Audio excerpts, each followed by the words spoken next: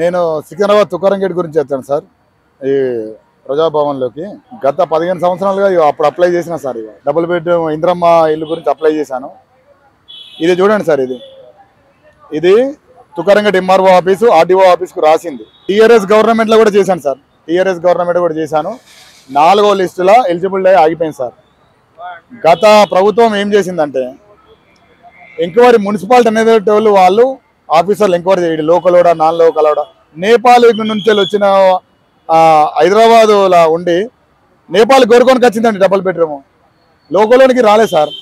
ఇప్పటికీ నాకు 2 పిల్లలు, నాకు 47 ఇయర్స్. కిరాయిలు కట్టి కట్టి కట్టి నేను చేస్తేనే బతుకుటోళ్ళం సార్.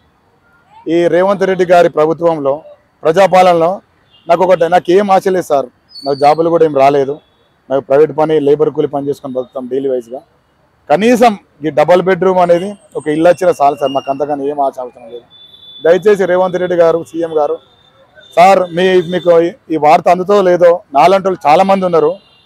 కానీ టీఆర్ఎస్ గవర్నమెంట్ వల్ల చాలా దోసుకున్నారు సార్. మరి వాళ్ళ తరతరాలుగా మునిమన వాళ్ళు తినంత దోసుకున్నారు.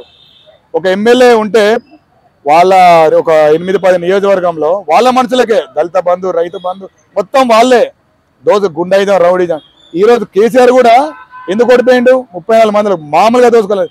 100,000 ఎకరాలు కబ్జా చేసిందండి.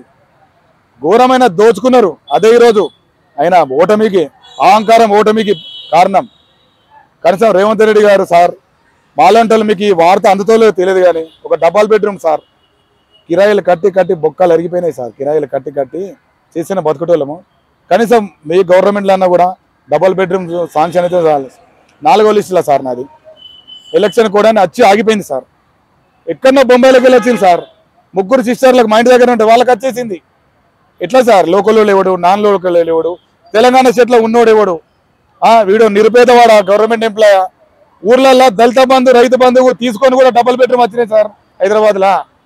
వాడు ఊళ్ళో దళిత బంధు, రైతు బంధు, ఇక్కడ పొలాలు కూడా ఉండి ఇక్కడ డబుల్ బెడ్రూమ్ తీసుకున్నాడు సార్. లోకల్ వాళ్ళకి రాలే, ఏమున్నానికి ఏం రాలేదు. దయచేసి మీరు స్పందించండి సార్. ఈ విషయంలో ఎంక్వైరీ అని చేయండి సార్.